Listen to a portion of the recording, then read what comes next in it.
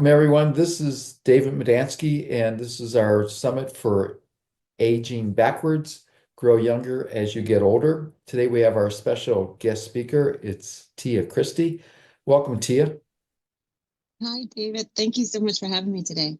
Very excited to Uh, be here. Thank you. It's a pleasure.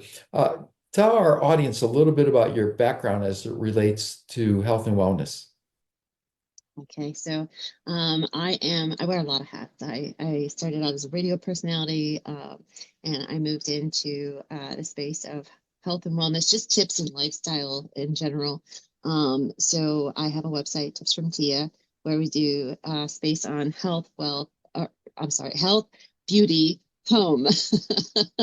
Um, we also do sexual health, mental health, and it's all about making the uncomfortable comfortable. And we do talk a little bit about wealth and like how to do savings and things like that. But yeah, I love being able to help people make everyday life a little less stressful, because it's such a worldwide epidemic. So, I really look forward to helping people find those little ways to make life just a little bit easier. Did you have anything in your life that got you on a track to being healthy, or were you always healthy? Um, I guess I always had a good sense of health, meaning like being active and different things like that. I was never a big gym goer, or I had to eat a certain amount of calories or anything like that. Like I never did anything like that. I never deprived myself of anything either. I have a very high metabolism, so I'm one of those people that people curse out, probably. But I think like knowing your body is super important as you're going through. Um, it's I know that I can handle this better than that. I never had really much of a sweet tooth, especially growing up. And then it's funny, as I got into my adulthood, I actually have more struggles with like um, salt intake and things like that. So now I actually do have to have more of a sweet tooth than a savory tooth because it's more healthy for me to do it that way. So you just knowing your body is super important. That's good advice to know your body. Do you do anything special to stay healthy and fit or stay young looking? Well, good genes help with that. But yeah, I think that it's super important. I mean, when I was 4 years old when my grandmother she grabbed my face and she was like, "You got peaches and cream skin," and I was always the palest of the bunch, and I just I was not really friends with the sun. I mean, I would go out in the sun and I would get sunburned really bad, and so I learned like sunblock was my friend. I had to take care of it. But I remember I was 4 years old when she grabbed my face and she said, "You need to take care of your skin. You only get it once in your life, and you got to take care of it." And for some reason, that really it stuck with me. I took it to heart. So I always was very protective of my skin. So sunblock, making sure that I was using the right products. I was very sensitive. So I had a lot of different allergies and things like that to different products. So, the more natural I could be with like my skincare, um, the better. And I think that really helped in, as I got older, how my skin really was affected. But also, like what I was putting in my body was super important as well. I'm one of those people, I drink water all day, every day. Um, Nobody had to tell me I had to do it. It's just something that is what I enjoy. And, I have to remember actually to add some other things in there so I can get some like nutrients or some electrolytes or something like that. So that's one thing that I find to be funny is I have to be told, "Oh, drink something else." Um, So, if I but understand you correctly, you yeah, don't drink soda or diet soda or fruit juices or fruit flavored beverages. no, well, I'll be perfectly honest with you. Every once in a while, I will pull out a ginger ale, and it takes me about 3 days, 4 days to drink that. So It's just something that I sip on every now and again, and it's really for me when I was on the radio full time because I used to be a radio personality full time. Um, I always had a soda with me because I felt it was good for my voice, and I really had no issues with caffeine. And I guess it was right around the pandemic, I ended up getting affected by the vaccine. So I became caffeine free. I don't do any caffeine anymore. So yeah, it's fun being caffeine free, and I don't miss it. That's the wild part. I really don't miss it.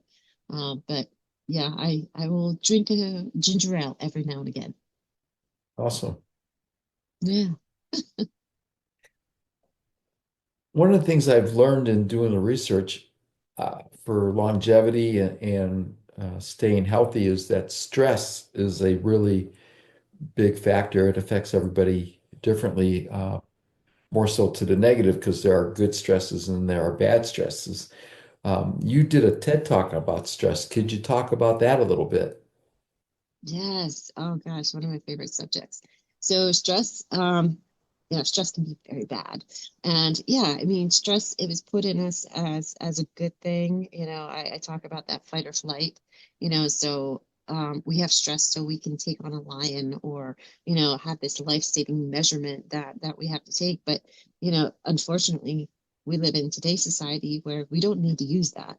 And we don't know how to turn it off because it's not like there's a dial in our amygdala saying, hey, we only need a little drop because we're stuck in traffic or a long line, but we just get like one full dose. And that's why people get so aggravated and so agitated. And, sometimes people just aren't the nicest when they're on the road or their patience is being tested. So, that causes stress. And what we need to do is we need to find ways to handle our stress better. Because if we can handle our stress better, then we can actually handle situations and other people a lot better than what we're doing.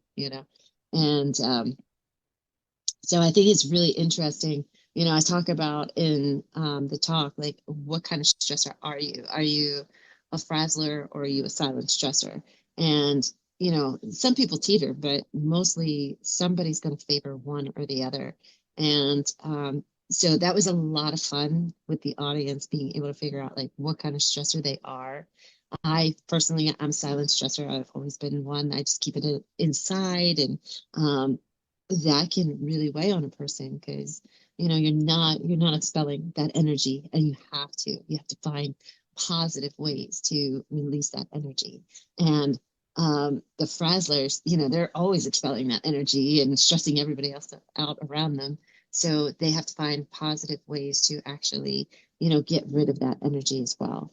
And so it's very interesting the different techniques that you can use to help combat that stress and really downgrade it. Once you start doing, these different techniques, you can really make a huge difference. And it's not just blanket, like most people are like, oh, you got to eat right, sleep, take care of yourself.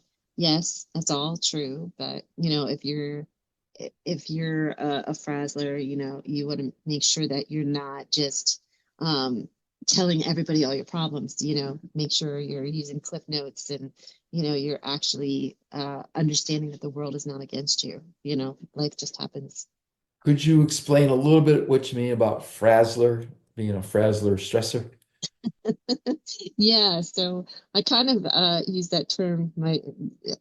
Maybe maybe I created it. I mean, it's very funny. It's just something that I just always heard, like frazzler, like somebody that's like you know. Um, so when somebody is stressed out, they are very anim animated with that stress. It's a frazzler really takes things personally. So they're stuck in traffic. Oh my gosh, I was stuck in traffic. Well, so was, 1,000 other people, but they take it so personal where it's detrimental and it can really affect the internal body. So, being able to combat that, and really like calm down on that frazzling. You want to make sure that you're really taking care of your body and your mind as you're going through that because it's so easy to really get over dramatic about something and then it snowballs and, that kind of thing. And then like with the silent stressor, they're so quiet about everything. It's whatever, no, whatever. And something could really be bothering them. Um, they could be in that traffic and they're just, instead of being like, oh, there's traffic, they're just like, it's fine, it's whatever. They're not expelling that and, they're keeping that and that can be really detrimental to the insides of our bodies too. So, With the frazzler, would you say that sometimes they can become angry, that it's anger also?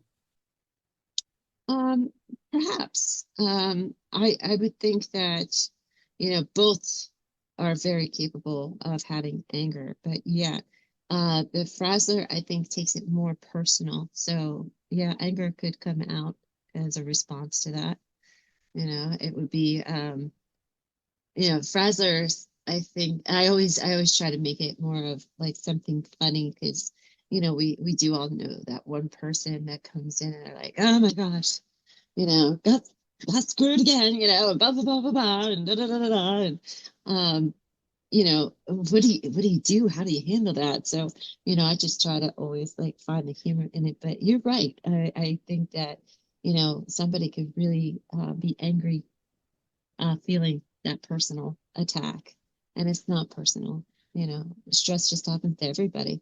It's just how we handle it, what we do with that extra chemical that's been released in our brains. And that's really what it comes down to. It's an overload of chemical that has hit our brain, and we just don't know how to dispel it in the proper ways. So figuring out how to do that is the best way. Okay, yeah, because myself personally, when I'm stuck in traffic and I get upset, I get angry. And I have Yeah. to remember to calm down. Sometimes when I'm watching news on the TV and I don't like what I'm hearing, I get upset and I start yelling at the TV. Now, I don't do that in public because I know it's a Hmm. safe zone at home. No one's hearing what I'm saying or what I'm doing. So Yeah. I was just curious about that from a personal aspect. Since it's tips from Tia, what tips do you have for releasing stress? So I would say with a frazzler, like you said, you're in the car and all of a sudden you're angry. You feel that pinned up energy starting to come up, and you're about to explode, and all of that happens. And one of the things that I say is like a frazzler, they don't meditate, they just explode, right? But then you have the silent stressor who just meditates on their problems. It's all internal.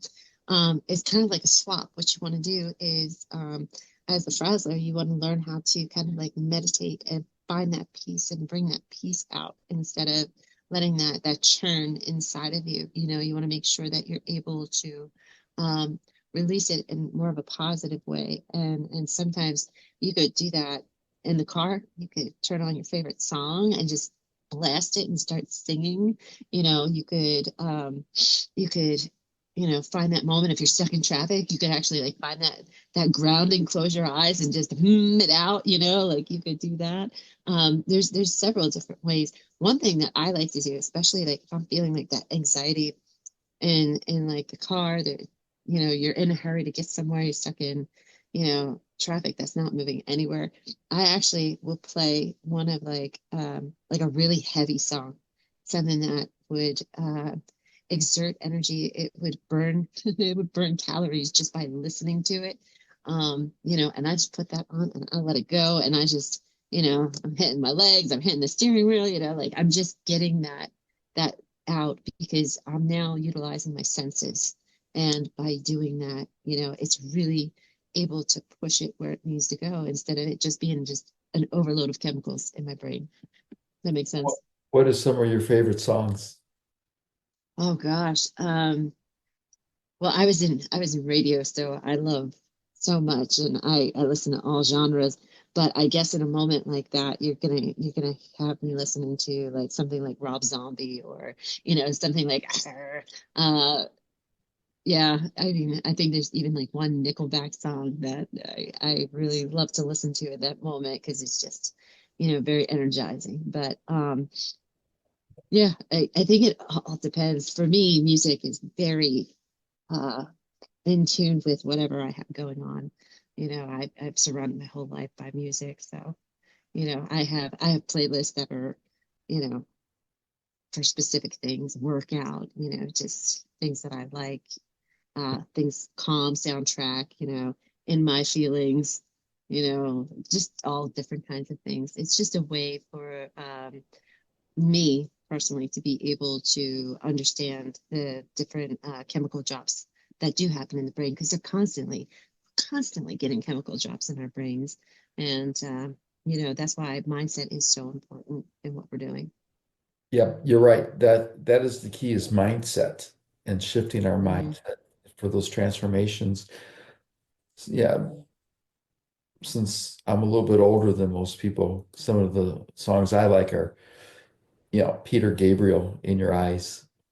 It has a nice Nice. energy to it. Um, a lot of the Rolling Stones, a lot of the Beatles songs, Cat Stevens, Fleetwood Mac, um, Moody Blues. That's what I listened to when I was in high school and college. So I always turn to those because it calms me down. And so, Well, and you know what is really cool about that? You saying that a new study was done that people that listen to their nostalgic songs are less likely to have deterioration in the brain as they age. So they were finding that people with Alzheimer's and dementia, if they were playing these old nostalgic songs, they were having a better response. They were having better days on the days that they listened to the music that they listened to in their primary years. And I think that's really awesome. wow, that's interesting. So that's one way that we Yeah, can stay younger and reverse our aging is by listening to music that we enjoyed when we were growing up as teenagers. absolutely. Or, Absolutely. And I think that they need to stop calling it oldies, because that just has almost like a negative connotation to it. But it's like um uh to say like the songs of my childhood or the nostalgia or something like that has a much better ring to it. And I think that it keeps it positive. you're right, because words have impact and oldies makes it a very negative impact. I like to use classic. Classic. These are classic Yes. songs, or these, like you said, these are songs I listened to as I was growing up, which is more Yeah. positive oldie, because then it makes you feel like you're old when you're not. Exactly. And I don't believe in that word, I hear people say that and it always makes me feel very sad for them, because it's there is something that they're doing to their bodies when they say that. And I think again, mindset, it was a Bruce Lee quote, don't even say a negative thing to your body, like yourself, even in jest, because your body doesn't understand the difference and it will react that way. That's the And Bruce Lee I quote. just, Yeah, yeah, I yeah, I love think it. that Yeah. that's just so beautiful, and it's so true. I I think that is super important for people to just embrace who they are today, and be in the present.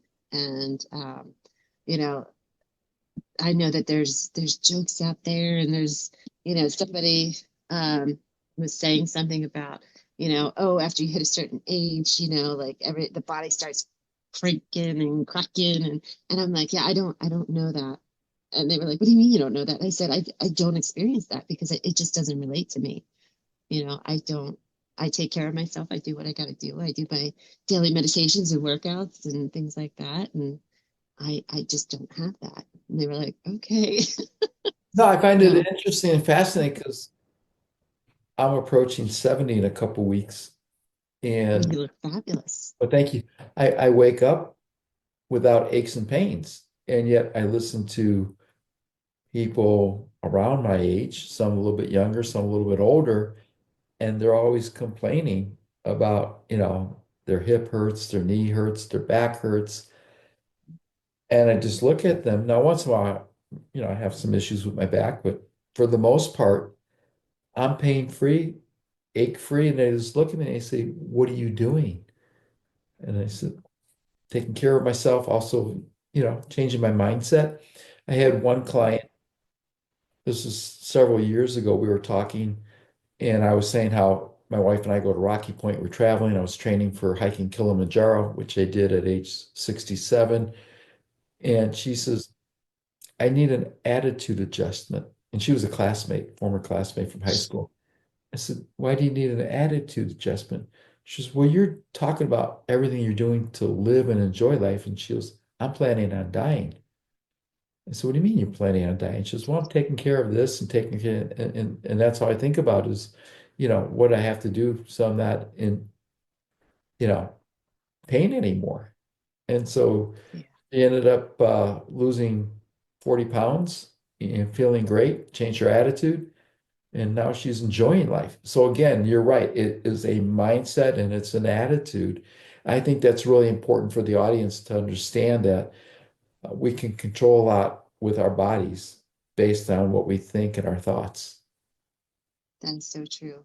I just had this discussion yesterday with a neighbor, had gotten out of the hospital, so I went over to check on him, and we were talking about the plan that his treatment plan after being out, and as we were talking, you know, his wife said something about well, my kid has a lot of medical problems too, not as many as you. And she points to me, and I said, I don't have medical problems. I said, I have medical conditions, but I don't have problems. And she just looked at me like I had like five heads, and he was like, what a great attitude. And I said, we all have medical conditions. Yeah. Like that's the thing. We all have something. We're not a one size fits all, even though society might try to package us like that. It's really not the case. But I don't have medical problems. I have conditions that I have to, maybe have some restrictions here, or maybe there's a limitation here. But, it doesn't change me as a whole, and like you said, take care of yourself. You get up, you're pain free. You look good. You're active. You're eating right. You're doing all the right things.